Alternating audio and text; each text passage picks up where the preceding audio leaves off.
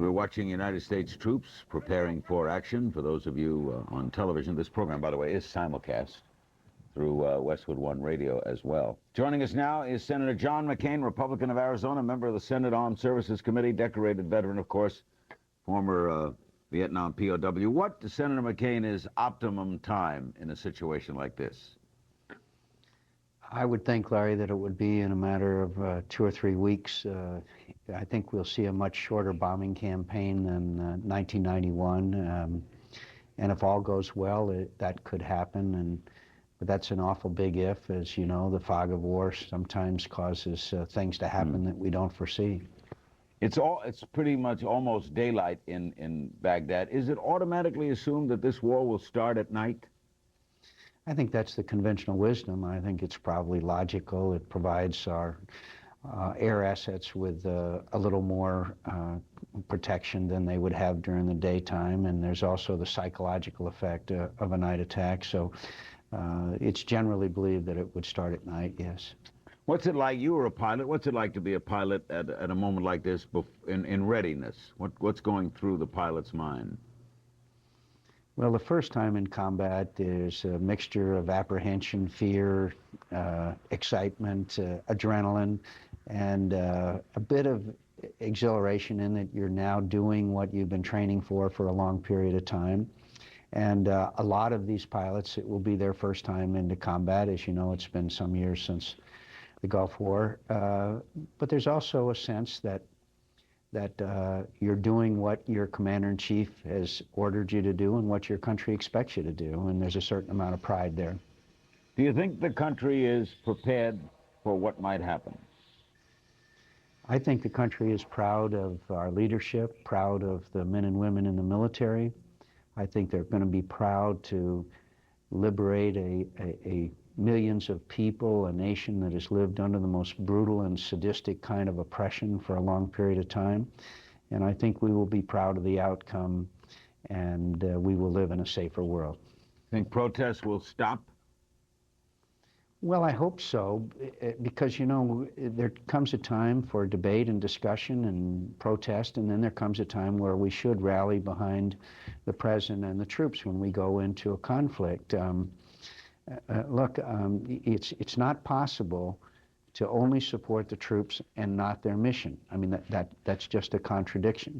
So I hope that, except for isolated incidents, most people will now spend their time showing their support and their pride in these young men and women who are the very, very best. I mean, they are spectacular people. You've had them on this show, and so we can be proud of them. And I believe that every action, including additional risk to the lives of American fighting men and women, have been taken in order to avoid unnecessary civilian casualties.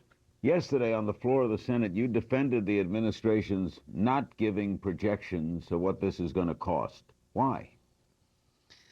Well, I think that they could have given us some parameters, but it is very difficult to know whether this war would last in the most optimal sense in a matter of a few weeks or could drag out for months. I think that it was very difficult, and it's also difficult to know how much it's going to cost to rebuild Iraq and who will join us. I'm confident that many other nations will, but I don't think it's knowable except within certain parameters.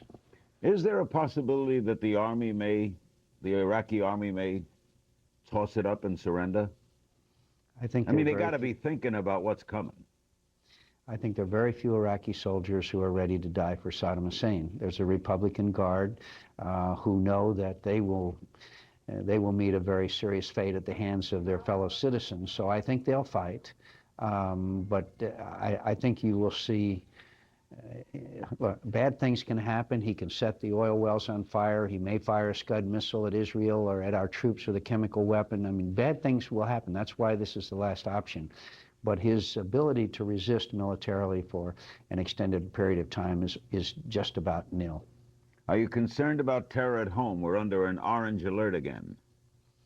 I think we're always concerned, but I have never been under the impression that Al-Qaeda and other people who want to harm us have taken a holiday while they were waiting to see whether we attack Iraq or not. I think they're working night and day consistently, so I'm not sure that the threat is significantly higher than it is all the time. And again, I want to add, I think we've made significant progress in combating the terrorists by the arrests and some of the other actions we've taken, but we still live under that threat and will for a long time. What about the threat of Saddam's using chemical weaponry against the troops?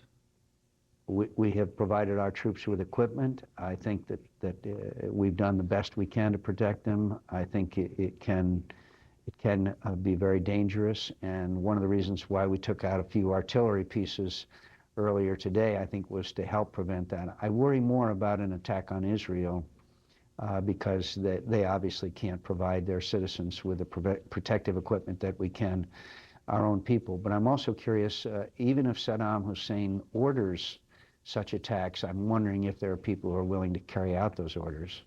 Yet Bob Simon says Israel is almost unanimously in favor of this, where they face, according to you, the imminent danger.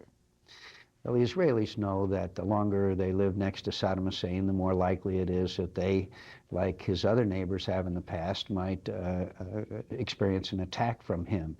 I think they would be very, very relieved to see him gone from the neighborhood. And by the way, I think his other neighbors will also. Senator, it's always good having you with us. We'll be calling on you lots in the nights ahead. Thank you, Larry. Senator John McCain, Republican of Arizona, member of the Armed Services Committee. When we come back, Bob Simon will rejoin us from Tel Aviv, and Brigadier General John Reppert, United States Army retired, will be aboard. As we go to break, another live shot of Baghdad in the early morning hours. Don't go away.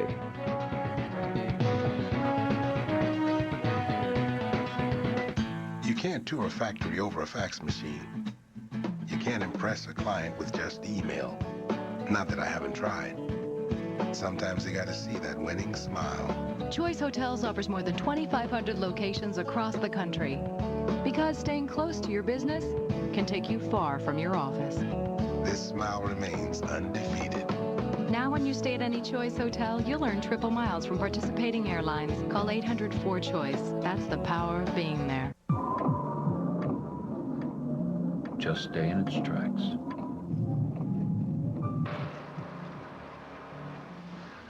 Just stay in its tracks.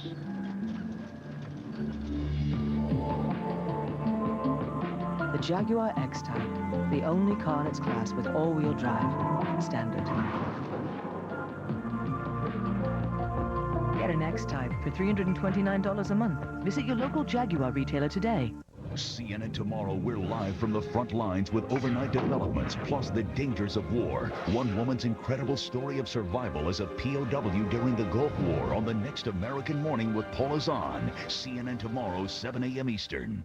CNN Tomorrow, a detailed look at what U.S.-led forces can expect if Saddam resorts to unconventional weapons. Join Wolf live from Kuwait. CNN Tomorrow, 5 a.m. Whoa! No scope!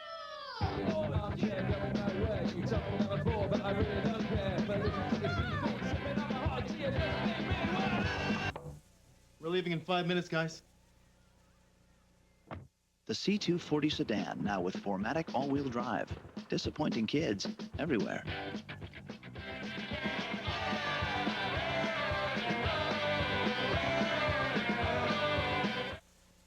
We can make it happen. These people are planting the seeds of the future. So am I. She's learning about a world she never knew existed. So am I. In more than 80 nations worldwide, Catholic Relief Services is showing people how to harvest more food, care for the ill, and much more. But we need people like you to take action. To take action. To write your congressperson. Vote, pray, and yes, contribute. Click or call today for a CRS Action Kit. Together, we can make it happen. CNN, the most trusted name in news.